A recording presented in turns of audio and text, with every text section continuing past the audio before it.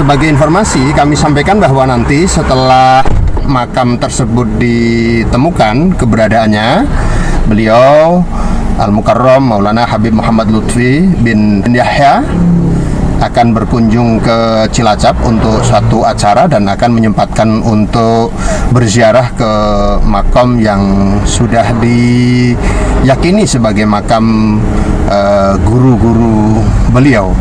Dan kami datang ke makam tersebut untuk mengambil tanah yang ada di atas pusara makam yang ditunjuk. Nah, kemudian nanti tanah tersebut akan disampaikan kepada Maulana Habib Lutfi bin Yahya sebagai perantara untuk berkomunikasi dengan arwah guru yang dituju yang mana.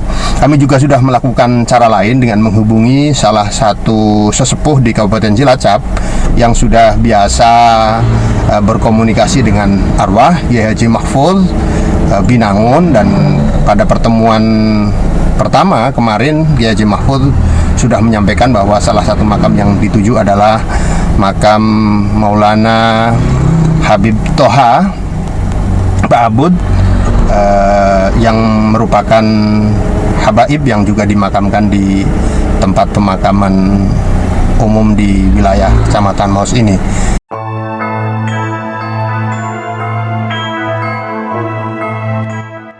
Assalamualaikum warahmatullahi wabarakatuh. Alhamdulillahi rabbil alamin.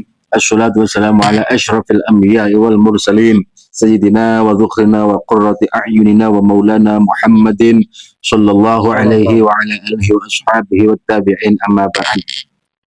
Dalam video yang dicuplik di depan, yang diambil dipotong di depan, ternyata kita baru tahu, saya khususnya, bahwa proses identifikasi makam yang dilakukan oleh Habib Lutfi bin Yahya itu lewat media tanah yang kemudian diajak bicara, sehingga Habib Lutfi bisa berbicara langsung dengan ruh sahibul makom yang sudah berada di alam barzah haidam. Dalam video tersebut seperti itu, dan ini ternyata di daerah Cilacap, Mbak Idon, di daerah kita sendiri, walaupun video ini sudah beberapa tahun yang lalu ya. Ini kaitannya dengan masalah polemik nasab ini, ada beberapa catatan bagi saya, Mbak Idon. Yang pertama, bahwa komunikasi antara manusia yang masih berada di dunia ini dengan manusia yang sudah berada di alam barzah adalah sesuatu yang bisa dikatakan mustahil, ya, kecuali oleh orang-orang tertentu atau orang-orang yang diberi kemuliaan oleh Allah Subhanahu wa Ta'ala. Maka dalam hal ini kami masih percaya, Mbak Idam, saya masih percaya bahwa Habib Lutfi bisa berkomunikasi dengan orang yang berada di alam barzah. Saya percaya,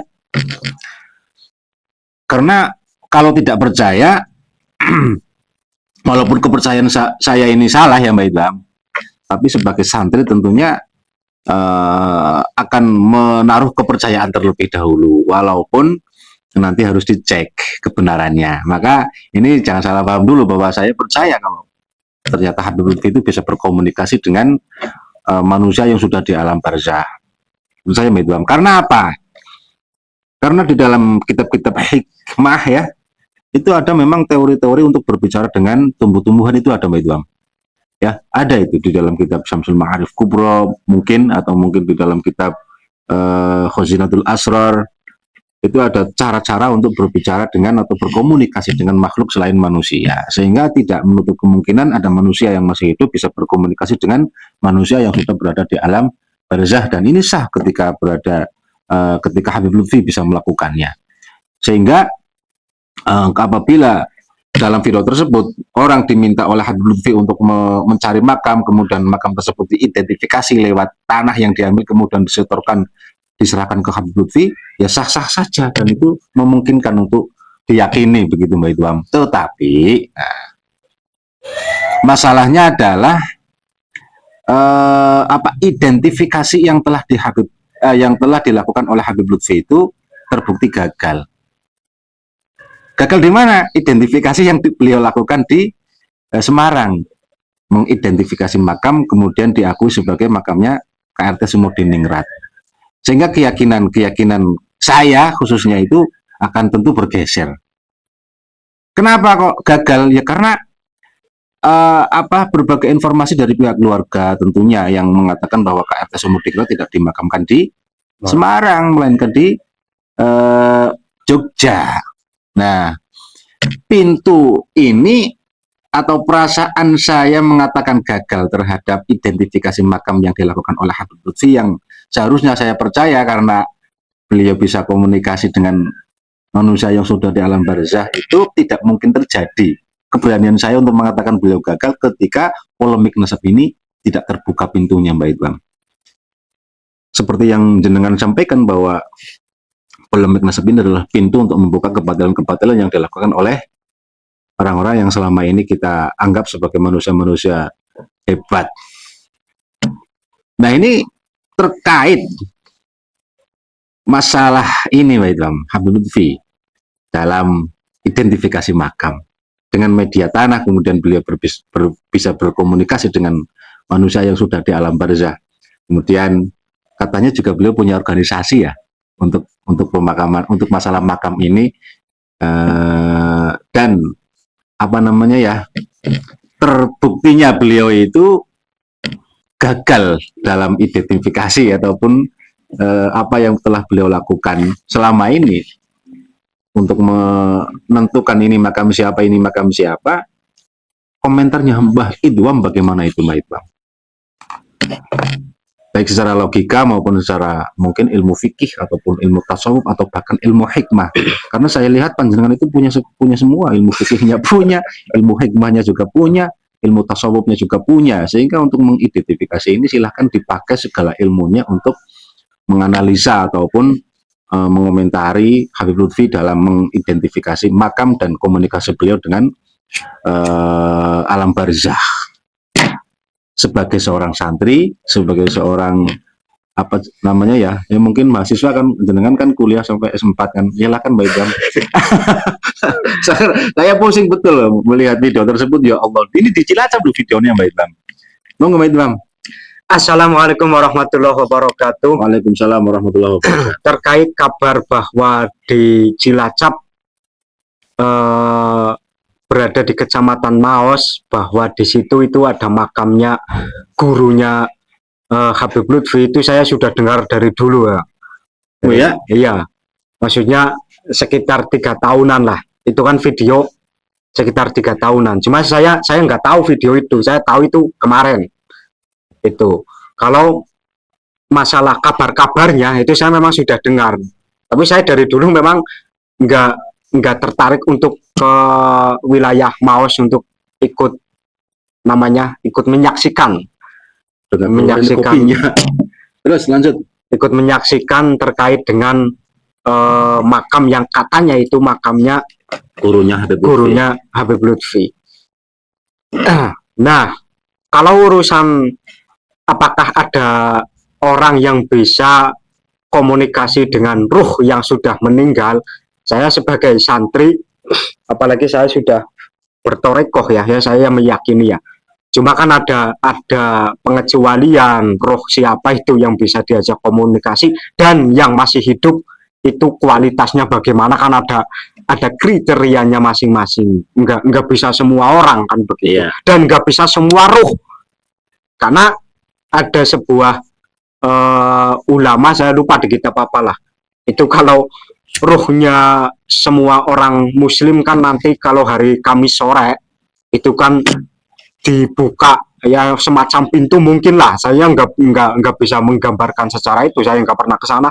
Intinya ada sebuah kayak pintu atau jendela dibuka, nanti ruh tersebut bisa melihat terutama keluarga kita lagi ngirim doa apa enggak, dan begitulah.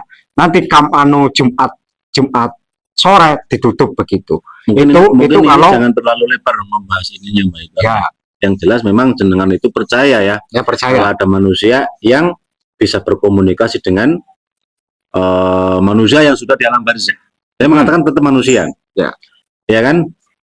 Hanya saja tidak semua orang bisa diajak bicara yang sudah di alam barzah, dan tidak semua orang yang di dunia ini bisa melakukannya. Ya.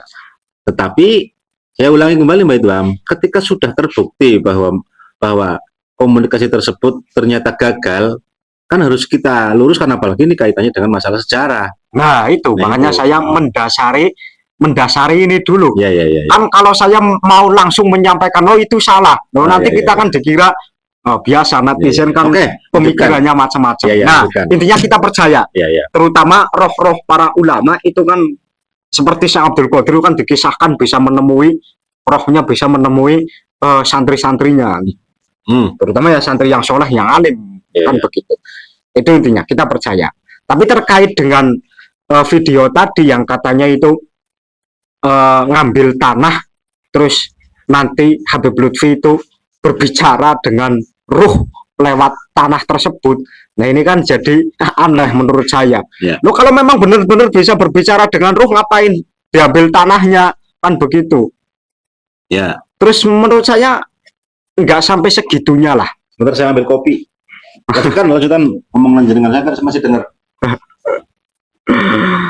Ya ini untuk terutama khususnya warga NU, masyarakat Cilacap.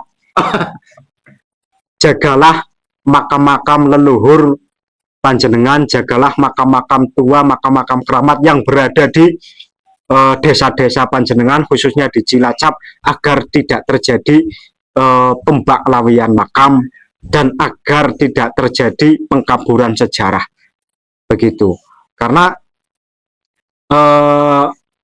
beliau Habib Lutfi kan punya organisasi namanya Petanesia, Pecinta Tanah Air Indonesia. Sekjennya itu Hani Assegaf. Dan Hani Assegaf itu sudah menyampaikan di ceramahnya, saya nggak tahu ceramahnya di mana, intinya dia itu jadi sekjen, tujuannya atau tugasnya dia itu mencari makam-makam, kuburan-kuburan tua, kuburan-kuburan keramat, kan begitu. Dan fatannya lagi, kuburan-kuburan tua dan keramat yang sudah ditemukan, contohnya itu KRT Sumodiningrat, itu tidak dikonfirmasi dengan data-data ilmiah atau data-data sejarah yang ada. Nah ini kan menjadi fatalnya di situ. Berbeda dengan, ini saya jadi cerita. Kemarin ada teman saya yang menyanggah saya begini, loh Gus Dur juga bisa mendeteksi makam begitu. Jadi dia berhujah Habib Lutfi bisa mendeteksi makam kok jadi permasalahan, sedangkan Gus Dur itu tidak. Saya jawab, lain dengan Gus Dur bro. Gus Dur itu bisa mendeteksi makam, tapi ketika makam tersebut itu ditelusuri secara data sejarah, itu bisa dibuktikan. Kalau urusan pas apa enggaknya saya nggak tahu lah ya, kan saya nggak ikut meneliti juga. Cuma bisa dibuktikan secara data sejarahnya itu ada. Secara ilmiah bisa. Berbeda dengan kasusnya KRT Sumodiningrat. Dan pihak keluarga dari KRT Sumodiningrat yaitu Mataram itu kan sudah membantah kalau makamnya KRT Sumodiningrat itu tidak di Semarang tapi di Jejeran Bantul, dan KRT Sumodiningrat itu bukan dari Pak Alawi, kan begitu. Nah ini kan bahaya kalau tidak dihentikan oleh kita, ini bahaya. Dan dulu sekitar 3 tahunan, ini saya jadi membuka ya, itu ada seorang Habib yang beberapa kali datang ke Cilacap, nggak usah saya sebutkan Habibnya. Ada seorang Habib yang beberapa kali datang ke Cilacap, dan Habib tersebut itu santrinya Habib Lutfi, kabar-kabarnya begitu. Santrinya betulnya saya nggak tahu. Intinya kabarnya itu santrinya Habib Lutfi. Ketemu sama jenengan? Iya. Terus katanya lagi itu di Cilacap itu ada 300 makam wali yang belum ditemukan. Nah, ini kan bahaya. Dulu saya percaya saja ada 300 makam wali yang tidak diketahui oleh orang. Nah, Habib tersebut itu mau mencari ke 300 makam wali tersebut. Begitu. Saya dulu percaya ada 300 makam wali. Cuma janggalnya yang tidak diketahui oleh banyak orang atau tidak diketahui oleh masyarakat Cilacap. Nah, itu saya janggal di situ. Begitu. Karena yang diketahui pun itu kan sudah banyak. Loh ini sampai 300 kok nggak diketahui sama sekali, kan lucu loh. Ya, ya, ya. Nah, cuma kan saya tidak punya argumentasi untuk membantah, dan saya juga tidak ada niatan untuk membantah, dan pada waktu itu kan nggak penting lah bagi saya. Ini Nah, kopi. berarti organisasi ini, Petanesia ini, itu menurut saya ini memang sangat membahayakan. Karena mencari makam tua, terus diklaim ini makam siapa yang asal-usulnya nggak jelas, apalagi nanti diklaim bahwa ini makam adalah makamnya Habib ini, marganya Abinah, ya Pak Sekef, dan sebagainya. Terus ketika dicari data ilmiahnya nggak ada, atau bahkan bertabrakan dengan data ilmiah yang ada di desa tersebut, kan repot. Dan ini sebagai bukti untuk masyarakat Indonesia yang masih ragu bahwa Pak Lawi itu memang suka memalsukan makam. Ya, ini ada bukti videonya. Iya, iya. Bukti video orang Cilacap Yang yang ditugasi. ditugasi untuk mencari makamnya gurunya beliau. Ini ada bukti rekam jejak digitalnya ada. Jadi kita yang ngomong nggak dobol asal Dawir. asal ngarang-ngarang cerita. Enggak, ini memang ada buktinya. Dan kisah bahwa Cilacap itu punya makam 300 makam wali, itu saya dengar kisah tersebut. Dan disampaikan oleh Habib yang katanya santrinya Habib Lutfi gitu. Bahkan jenengan pernah menziarahi makam Habib ya Mbak, itu ya Mbak? Ya pernah, tapi itu memang ada makamnya. Maksudnya ada orangnya, saya tahu. Emang Habib bukan itu? Iya Habib. Tapi Habib tersebut memang masa hidupnya saya tahu, dan iya, dimakamkan di situ saya tahu. Nah, bagi saya tidak masalah kalau tersebut, karena memang ada jasadnya. Kalau enggak, masa ilah hadrati kosong blong begitu kan. Enggak, masalahnya kan katanya sampai ziarah ke tempat itu sampai 40 kali malam-malam gitu sendirian. Iya. Tujuannya apa itu dulu? Enggak tahu tujuannya. Tujuannya yang Ya, penting ikut ziarah. Habib. Ya, ikut Habib. Nah, tapi ternyata yang ziarah itu yang wali kan bisa saja. Dia yang wali ya. Karena lillahi ta'ala betul. Iya, Iya. kan begitu. Kalau Iya. konsep walinya panjenengan kan begitu. Semua orang muslim itu wali dan sah-sah saja. Nah, monggo apalagi lanjut. Oke Mbak Idlam. Kembali ke masalah identifikasi makam ini kan menarik bagi saya. Identifikasi makam bagi seorang santri ketika mendengarkan kalimat ini kan, ada makam diidentifikasi, kemudian dijak komunikasi orang yang berada di dalam makam tersebut, walaupun sudah berada di alam barzah, kemudian ditemukanlah bahwa ini adalah makamnya, ini adalah sesuatu yang sangat luar biasa. Bagi Nabi itu dikatakan mukjizat, dan tentunya bagi seorang wali dikatakan karomah. Dan itu sah. Santri-santri Nahdien khususnya mengakui adanya karomah yang merupakan sesuatu yang di luar nalar yang diberikan oleh Allah kepada manusia pilihannya. Ya kan Mbak Idlam? Tetapi santri juga punya kaidah bahwa karomah itu tidak mungkin membawa madharah. Ya, begitu. Karamat pasti membawa maslahat. Nah ini kami sebagai seorang santri yang tentunya masih belajar, saya juga Mbak Idlam, bisa mengatakan bahwa ternyata selama ini yang kita anggap karomah membawa madharat.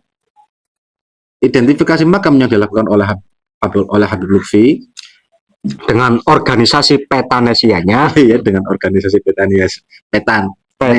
Petanesianya, kemudian dengan sekjennya, kemudian dengan berbagai orang yang ikut andil dalam hal ini, ternyata terbukti dengan diklaimnya makam KRT Sumodingingrat di Semarang, yang hal itu sudah dibantah oleh keluarganya. Yang ini semua membuktikan bahwa identifikasi yang dilakukan oleh beliau itu bukan membawa maslahat tetapi membawa madharat.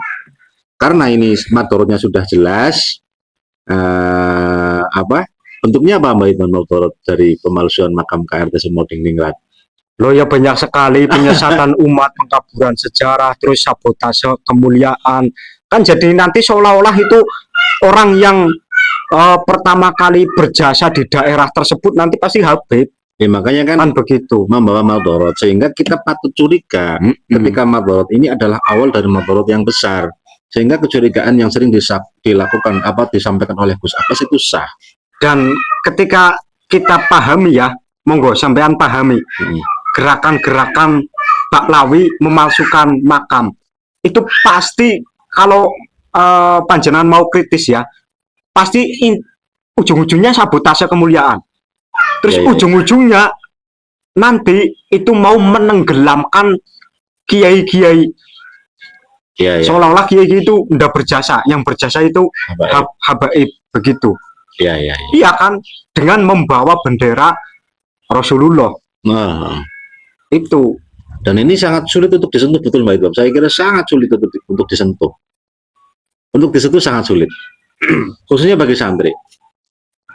Karena bagaimana kita memuliakan ataupun mengewahkan lah sesuatu yang berbau karomah. Apalagi mohon maaf ini santri-santri yang senengnya itu ilmu hikmah. Ini pasti akan terheran-heran dan bahkan akan semakin takjub, akan semakin takjub lah bahasa Indonesianya terhadap orang yang mampu melakukan hal tersebut. Walaupun dulu saya pernah begini Mbak Idwam, main cerita saya juga punya cerita ini. Saya dulu pernah punya teman yang satu pondok, satu kamar dengan saya, itu bisa mengidentifikasi barang-barang lah, memang di ahli hikmah. Ya komunikasi dengan jin, komunikasi dengan macam-macam lah. Saya percaya karena masih belajar pada saat itu. Kemudian dia sering menemukan batu, oh ini batu isinya macan, oh ini batu isinya keris, ini batu isinya Raja Wali dan seterusnya. Saya percaya betul. Sehingga suatu saat karena saya mulai membaca ada yang tidak beres ini, mungkinlah seperti ini. Terus saya mengambil batu sembarangan di jalan. Dan saya punya plastik bekas snack, kan ada minyaknya itu loh. Saya gosok terus selama perjalanan, kan meling. Itu meling. Terus saya kasihkan. Ini saya menemukan batu ini ketika saya sedang ziarah di sini, begitu Mbak Idam. Coba dicek isinya apa. Dia terpental-pental kayak gitu. Wah. Katanya isinya macan, ada 200 macan. Masya Allah. Padahal saya ambil batu sembarangan. Nah inilah yang mungkin menjadi alasan saya bahwa karomah itu ada, sesuatu yang di luar nalar itu ada. Orang mungkin bisa komunikasi dengan makhluk selain manusia juga ada, tapi tidak kemudian sembarangan orang bisa melakukannya, apalagi mengatakan bisa, tetapi untuk menipu orang lain. Sehingga dengan hal ini kita sahlah untuk menanyakan, untuk curiga, untuk bahkan menghalau ataupun menghadang sesuatu yang arahnya ke sana, Mbak Idam. Ya. Petanesia siapa yang berani mengutik-utik? Mohon maaf, seorang beliau siapa yang berani? Saya berani. Enggak, sebelumnya loh, seandainya nasab ini tidak terbuka, siapa yang berani? Enggak ada. Makanya itu. Iya kan, kita akan selalu mengiyakan tanpa berpikir panjang dan akan mengartikan sesuatu tersebut sebagai karomah yang sah secara syariat yang dibawa oleh Rasulullah. Ya kan, karomah itu ada. Hal-hal yang di luar nalar ada, bahkan kitabnya ada. Tidak berani menyentuh, kita akan mengiyakan. Tetapi kita dikasih nalar oleh Allah Subhanahu wa taala dengan data-data yang ada. Masa nggak mikir, sudah jelas keluarganya bilang begitu kok. Masih ngeyel bahwa KRT Sumudingrat adalah Habib Hasan bin Toha. Habib Hasan bin Toha bin Yahya. Apa Habib Toha bin Hasan bin Yahya, nggak tahu ya, pokoknya itu. Dan itu dikatakan sebagai KRT Sumudingrat. Mana mungkin masuk akal? Dan tentunya akan membawa madorot. Madorotnya apa? Yaitu bahwa ternyata itu makanya di Ponorogo adiknya ya. Karena Sumudingrat siapa Mbak Idam? Ya, Karta Sumudingrat itu kan mantunya Hamengkubuwono II. Intinya seorang pahlawan ya. Iya, kalau Pangeran Diponegoro itu kan keturunan asli Hamengkubuwono-nya. Ya, intinya KRT Sumudingrat adalah seorang yang berjasa di dalam negara kita kan, dalam bangsa untuk bangsa kita, beliau adalah seorang pahlawan. Dimana ketika kita mengiyakan bahwa KRT Sumudingrat adalah Habib Hasan bin Yahya lah, ini seperti itu, maka kita juga akan mengakui bahwa yang berjasa di sini adalah golongan habaib. Dimana yang lain pasti akan tertekan dan tidak akan punya apapun di dalam perjuangan bangsa ini. Nah itu kan madorot, saya kira madorotnya yang sudah jelas di depan mata. Maka sekali lagi bahwa ini tidak mungkin kalau karomah seperti ini, tidak mungkin. Ya, jadi isyarah isyarah yang diperoleh oleh para wali atau orang soleh itu juga harus bisa dibuktikan secara ilmiah. Saya contohnya begini, kakek Nabi itu kan siapa? Sayyidina Abdul Muthalib ya. Abdul Muthalib itu kan dalam sejarahnya kan bermimpi lokasi sumur Zam-Zam di mana, ya kan? Terus beliau itu punya isyarah lokasi sumur Zam-Zam itu di tempat penyembelihan kurban. Nah, oleh Sayyidina Abdul Muthalib tempat itu dibongkar, digali. Nah, semua orang Quraisy itu kan ngamuk semua karena berani-beraninya membongkar tempat tersebut, tempat sakral pada waktu itu. Dan pada waktu itu Syed Abdul Muthalib hanya punya anak satu laki-laki. Terus Syed Abdul Muthalib itu bernazar, kalau saya punya anak laki-laki banyak sampai 10, maka saya yang satu itu dikorbankan untuk korban. Makanya pas 10 jumlahnya Syed Abdullah, ayahnya Rasulullah itu kan mau dikorbankan. Nah, intinya kan ketika Sayyidina Abdul Muthalib menggali sumur Zam-Zam tersebut, terbukti memang di situ sumur Zam-Zamnya. Nah ini, kalau memang ada seorang ulama, ada seorang katakanlah Habib, ketika punya isyarah ini makamnya siapa, leluhur siapa, atau orang yang dikeramatkan, atau orang yang sudah terkenal wali, ini menemukan di sini seumpama. Terus bisa dibuktikan secara historis, bisa secara data, bisa. Nah, itu baru kita iyakan. Kalau malah bertentangan dan atau tujuan-tujuan yang lain, maka kita harus lawan, begitu. Nah, intinya begitu. Bahkan kalau menurut saya Mbak Idham ya, mengartikan karomah, di mana karomah ini dalam kasus pemalsuan makam adalah sebuah fondasi yang paling dasar untuk mengiyakan apa yang dilakukan oleh Habib Lutfi kan, sebagai karomah beliau. Kalau saya nalar saya, selain yang sudah saya sampaikan tadi bahwa karomah pasti membawa maslahah bukan membawa mudarat, ada alasan kedua saya Mbak Idham, bahwa karomah ini ada yang mirip dengan karomah. Apa itu istidraj? Istidraj ini adalah sesuatu yang tentunya diberikan oleh Allah kepada manusia yang nantinya akan membawa petaka sebenarnya, bukan membawa maslahat. Nah, saya takutnya di situ. Kenapa? Karena menurut pemahaman saya ya monggo kalau jenengan nanti tidak sesuai atau tidak sepaham ya tidak apa-apa. Bahwa karomah ini adalah mutlak pemberian Allah yang diberikan oleh Allah kepada manusia yang dipilihnya, pemberian kan. Dan boleh jadi permintaan tapi tidak jadi langganan Mbak Idham. Ya betul. Menurut saya seperti itu. Kalau kita misalkan melakukan sebuah aurat tertentu, kemudian kita bisa terbang misalkan, kita akan sering terbang kemana-mana, iya kan? Yang lain mungkin harus naik kereta, kita karena punya aurat atau punya jimat tertentu kita terbang saja. Misalkan saya punya aurat untuk ada hujan, kemana-mana ada hujan saya malah ingin coba-coba, biar ingin coba ilmu dan seterusnya. Nah ini yang dinamakan istidraj menurut saya. Intinya bahwa karomah itu adalah sesuatu yang diberikan oleh Allah dengan mutlak lah, artinya memang mutlak pemberian Allah, tidak ada request tertentu dari manusia yang diberinya. Dan kadangkala Allah itu menguji walinya itu dengan karomah, ada itu di kitab hikam.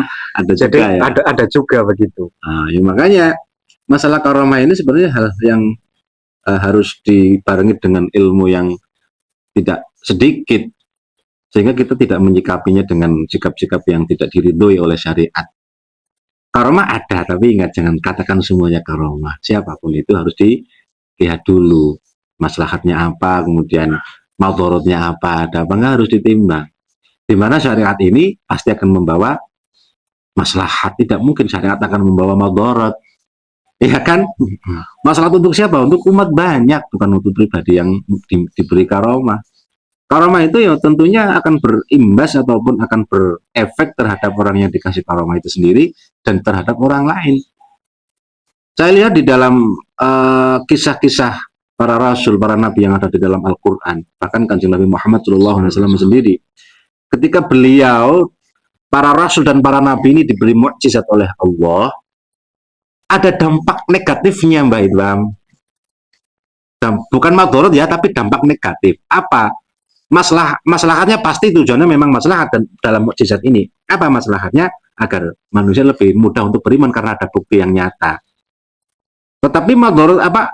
Dampak negatifnya apa? Ketika sudah diberi mukjizat seperti itu kok manusia tetap tidak mau beriman, maka akan ada azab yang turun. Ya Nabi Ibrahim kan mukjizatnya turun dulu. Dibakar tidak mempan. Nabi Soleh, semuanya nabi-nabi kan dikasih mukjizat dulu agar umatnya beriman. Nah nanti kalau mukjizat sudah turun kok tidak mau beriman, maka akan ada azab. Nah ini akan kebalik menurut saya Mbak Idham, dalam kasus karomahnya beliau yang bisa mengidentifikasi makam, berkomunikasi dengan orang yang sudah di alam barzah. Iya kan?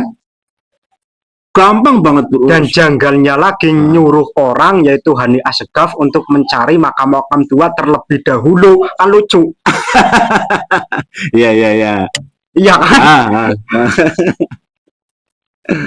Memerintahkan seseorang, sekjennya, untuk mencari makam tua, kuburan-kuburan tua terlebih dahulu. Baru nanti diidentifikasi. Kan lucu kalau begitu.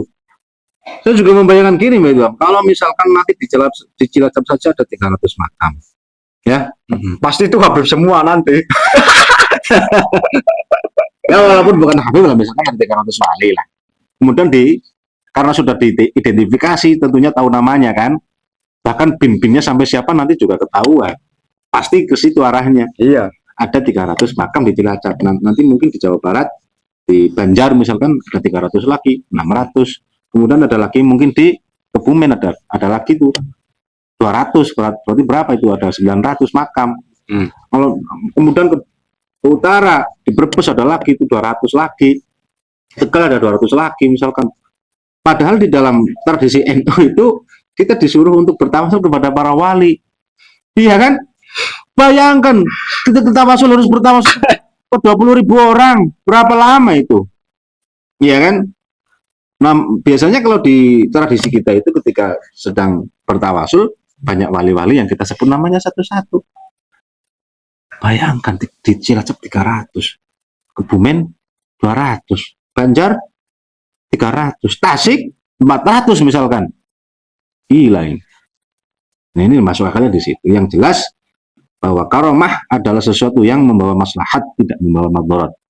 Yang mengimani tentunya sudah lazim karena melihat sesuatu yang luar biasa, iman ya apa wajar. Tetapi yang tidak beriman akan mendapatkan adab. Itu kalau mukjizat. Nah, kalau karomah kan tentunya juga nggak jauh beda kan, karena sama-sama pemberian Allah yang diberikan kepada pilihan Allah. Hanya saja kalau sekarang kepada para wali, dulu kepada para nabi.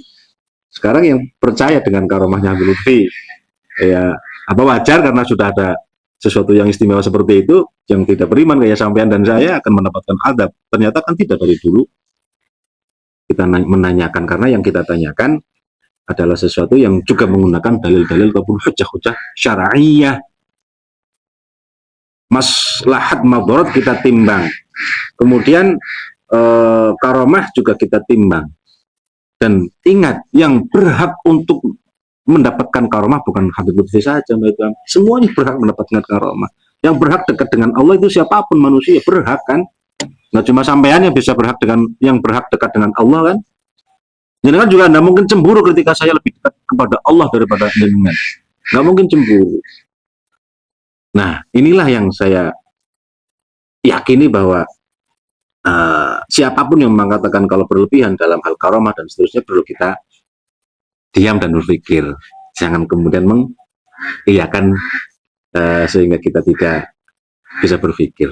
Karena la'allakum ta'qilun itu ada di beberapa ayat di dalam Al-Quran. Oke, baiklah. Kemudian Apalagi Mbak Idam ya, yang genting ini Mbak Idam. Semuanya genting semua sih ya. Kopinya dulu. Ini kopinya kayak teh ini. Waduh, itu kopi barang gawe. ini cewek, ini ciwi, cewek kecil yang bikin ini belum bisa bikin kopi. Tidak apa-apa lah, asal tenggorokannya teles. Masalah apa tadi? Petanesia ya, Mbak Idam. Ini di situ ada presiden kelihatannya, saya lihat websitenya Mbak Idam. Nah, ini bahayanya di situ, terorganisir. Maka saya sekarang sebentar, tapi ini Pak Presiden, Pak Jokowi ya, nggak ikut dalam organisasi itu. Ya, yang namanya nggak ikut pun kan namanya seorang presiden kan berarti kan apa, walaupun secara struktural tidak dicantumkan kan presiden bro, kan mengayomi semua ormas di Indonesia, bukan mengayomi, bahasanya apa kalau dalam bertanggung jawab lah, intinya kan begitu. Ada tanggung jawabnya kan, yang mengasahkan siapa, menteri ya. Nah, menteri yang angkat siapa, kan presiden, kan begitu loh. Tetap ya ketarik gimana sih? Coba aku sing domai. Ya intinya kan begitu. Seorang presiden walaupun tidak ada di jajaran struktural ormas manapun, kan ormas itu berdiri kan atas apa, legalitas dari seorang menteri diangkat oleh presiden, ya otomatis kena semua nanti. Nah, bahayanya di situ. Maka saya itu mikir-mikir ya, berpikir Habib sebenarnya menurut saya itu nggak ada istilah oknum Habib, itu nggak ada. Menurut saya nggak usah pakai oknum lagi. Iya, nggak usah pakai oknum lagi. Loh, kenapa saya berkata demikian? Karena yang namanya oknum itu kan kalau melakukan kesalahan kan harusnya ditegur. Begitu. Kita lihat polemik nasab ini sudah berlangsung berapa tahun. Dan dari dulu juga ketika ada Rizik Syihab ceramah begitu, Bahar Smith ceramah begitu, dari organisasi Habaib sendiri, yaitu Robito Ngalawiyah, tidak pernah menegur mereka. Kan begitu, beda dengan kepolisian. Ada oknum polisi ngapain, kan dari kepolisian langsung menegur dan langsung ada klarifikasi, ada hukumannya. Ini kan tidak. Ada Habib membelokkan sejarah. Taufik Assegaf mengatakan Indonesia banyak hutangnya dan lain sebagainya. Padahal zamannya Belanda itu nggak punya hutang, itu kan bodoh sekali dia. Jawa Bintu Tarim. Iya, dan lain sebagainya, kan nggak ada yang menegur. Nah, ini bukti kalau semuanya itu sama. Secara organisasi nggak ada teguran, ya berarti sama kan, nggak ada istilah oknum menurut saya. Kalau oknum kan otomatis harusnya di itu. Contoh ada pengurus NU melakukan kesalahan, kan langsung ada teguran dari PBNU dan lain sebagainya. Itu langsung dipecat kok. Langsung dipecat dan sebagainya. Maksudnya dulu loh, sebelum polemik nasab kan begitu. Iya. Atau ada pondok yang mohon maaf apalah yang tidak baik, kan dari NU langsung klarifikasi, itu pondok bukan di bawah naungan Nahdlatul Ulama kan langsung. Nah, itu baru oknum. Ya. Kalau Habib nggak ada istilah oknum menurut saya. Kenapa? Tidak ada teguran sama sekali dari lembaga mereka. Begitu. Ada yang malsukan makam, ada yang belokkan sejarah dan lain sebagainya. Nggak ada teguran sama sekali. Menurut saya semua Habib sama saja. Sekarang loh, mau yang bodoh, mau yang pintar sama saja. Karena apa? Diam semua. Begitu. Ya, mungkin saat ini sudah saatnya mungkin Mbak Idam untuk dibuka kan, yang selama ini tertutup dibuka. Tentunya ya Allah Subhanahu Wa Taala yang membuka kan. Kebetulan saja Kiai Imaduddin Utsman yang berperan di sini, sehingga nggak bisa kemudian kita putus kenapa harus Kiai Imad sih, nggak bisa kan? Ya. Kenapa bukan saya saja gitu Mbak Idam? Ya itu sudah pilihan Allah. Nah ya makanya. Oke. Mungkin sampai sini dulu Mbak Idam. Ya. Mudah-mudahan ada manfaatnya, dan mohon maaf atas segala kekurangan kami karena ini kopinya kurang kental, jadi mungkin juga kita kurang kental juga ngobrolnya Mbak Idam, tapi saya kira sudah sangat tajam. Mudah-mudahan semua pihak tidak emosi ya.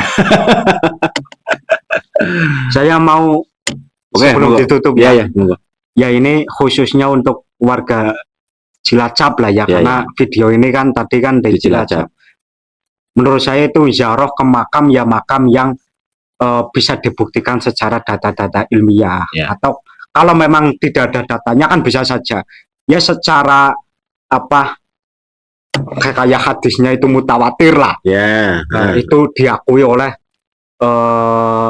masyarakat luas dan lain sebagainya. Itu loh begitu.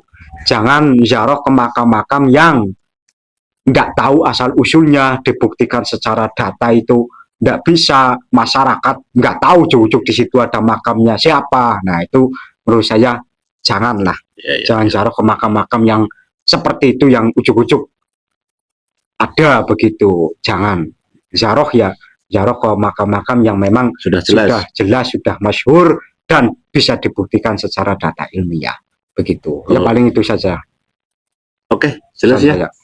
Mau ziarah tempat-tempat yang sudah terbukti dan ada datanya, apalagi ada anak cucunya, dan Nah itu. ya contohnya ziarah di tempat-tempatnya Muassis Ma'ahid kan banyak para pendiri pondok. Di Cilacap kan ada Syekh Mas'ud Gabunganten, jelas keluarganya masih ada, makamnya jelas, tidak ada yang ngeyel. Kemudian ada Syekh Mustolih Badawi, ada Yai Wahab, Abdul Wahab, itu kan pondok Manarul Huda. Kemudian di daerah Sidarja ada Mbah Mitro, kemudian di daerah Sidarja juga ada Mbah Makin, ya kan, di Jibari ada Mbah Abdul Ghafur, kemudian di daerah Majenang ada Mbah Sufyan Sauri, ada Mbah Najmuddin. Itu kan sudah jelas semuanya. Saya kira untuk ziarah 1 minggu di Cilacap itu juga nggak selesai. Nah, jangan cari yang macam-macam lah. Belum untuk ke timur kan, di daerah Kroya, ini kan masih banyak masyayikh yang sudah jelas sepak terjangnya ataupun jasanya di masyarakat, jelas makomnya, jelas keluarganya, jelas dikenal lah di masyarakat umum. Syuhrah wal istiqodohnya itu bidata, bukan hanya dengan klaim sepihak. Karena ini juga akan membahayakan bangsa kita sendiri, walaupun kita tidak menyadarinya. Jangan hanya kita untuk mengalap mengalap barokah atau apapun tanpa harus mengecek sumber dari barokah yang kita harapkan tersebut. Siapapun bisa kita alap barokahnya. Nggak harus habib, nggak harus makam keramat. Apalagi kita hanya mendengar, oh ini kalau ziarah ke sini akan kabul hajatnya, misalkan, janganlah seperti itu. Kita ziarah itu tujuannya adalah mengikuti Kanjeng Nabi Muhammad SAW, kuntu nahaitukum an ziyaratil qubur fazuruha. Bukan hanya mengkabulkan hajat saja, apalagi sampai meminta kepada ahli kubur, itu tidak diperbolehkan ataupun dilarang oleh agama kita. Dan saya kira pembahasan masalah ziarah kubur juga nanti mungkin perlu dibahas di season sendiri, Mbak Idlam, karena masih banyak yang salah paham saya kira ini. Ziarah kubur ke makam para wali, kemudian mintanya bukan kepada Allah tapi kepada ahli kuburnya. Ini juga harus diluruskan juga, Mbak Idlam. Sekian saudara. Akhirul kalam, wal afwu minkum. Assalamualaikum warahmatullahi wabarakatuh. Assalamualaikum warahmatullahi wabarakatuh. Saat ini kami berada di Maos, Kabupaten Cilacap bersama dengan Kiai Haji Jumari Masduki. Kami mendapatkan tugas dari Maulana Habib Lutfi Yahya untuk mencari makam salah satu beliau yang berada di Kecamatan Maos. Kami sudah mencari di beberapa tempat dan hari ini kita menuju ke saya samper saya di depan kantor ini pakai mobil sendiri pakai ini sama-sama kita Mauslor. Ini sesungguhnya pesan bagi kami, gitu. khususnya warga Jamiah Nahdlatul Ulama, bahwa selama ini memang saya di depan ini dengan Pak Camat banyak makam habaib dan para tokoh penyebar agama Islam di Tanah Jawa khususnya, tetapi karena belum diketahui sehingga kondisi makam banyak yang belum layak sebagaimana pemakaman para aulia. Ini juga sekaligus merupakan pesan dari Maulana Habib Lutfi bin Yahya agar kami semua memperhatikan makam para habaib, makam para aulia yang telah berjasa di dalam mengembangkan Islam di Indonesia dan di tanah Jawa pada khususnya.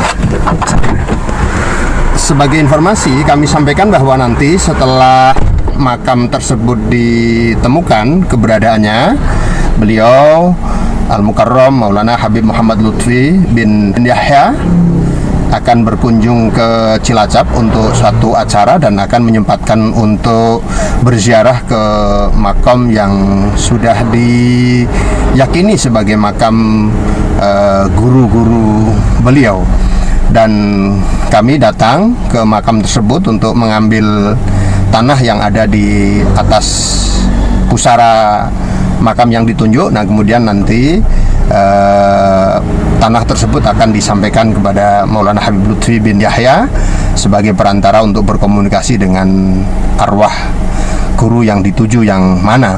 Kami juga sudah melakukan cara lain dengan menghubungi salah satu sesepuh di Kabupaten Cilacap yang sudah biasa berkomunikasi dengan arwah, Kiai Haji Mahfuz Binangun, dan pada pertemuan pertama kemarin Kiai Haji Mahfuz sudah menyampaikan bahwa salah satu makam yang dituju adalah makam Maulana Habib Toha Ba'abud yang merupakan habaib yang juga dimakamkan di tempat pemakaman umum di wilayah Kecamatan Maus ini. Terima kasih. Assalamualaikum warahmatullahi wabarakatuh. Assalamualaikum warahmatullahi wabarakatuh. Kami sampai pada titik kedua pencarian makbaroh yang dikehendaki oleh Maulana Habib Lutfi Yahya di tempat ini. Tepat tadi malam Pak Kades dan orang beliau melihat ada sinar memancar ke atas, dan tadi malam juga kemudian mengambil janur kelapa untuk memberi tanda mengenai tempat tersebut. Dan ini memang terlihat tidak seperti bentuk makom, hanya gundukan tanah. Nah, sedang dibersihkan. Ini orang yang baru datang, kami juga tidak tahu dari mana, tapi beliau datang dan membersihkan. Ini sama kami Bansos, Pak Kades, juru kunci. Ini teman kami, Bos Yanto, beserta asisten tersayangnya. Terima kasih. Kiai Samsul. Oh, Romo Kiai Samsul.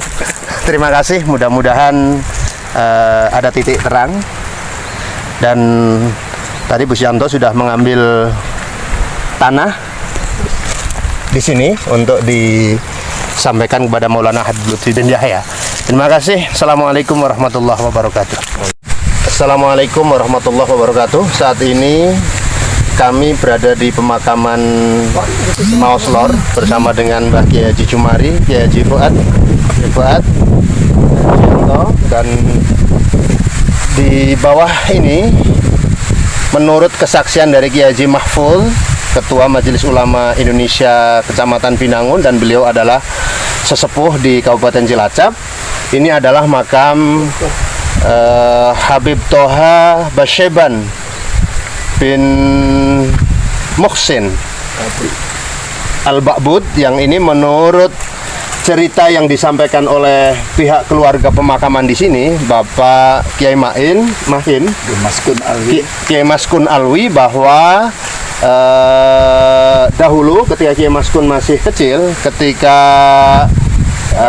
Mbah Hamid Sokaraja atau Mbah Malik Sokaraja berkunjung ke Maos, Al-Mahfurlah Mbah Malik selalu menyampaikan bahwa di sini ada makam ulama besar, Habib besar, yakni Habib Toha, dan inilah makamnya kurang terawat karena memang kondisinya masyarakat sekitar belum tahu bahwa ini adalah makam beliau. Terima kasih. Assalamualaikum warahmatullahi wabarakatuh.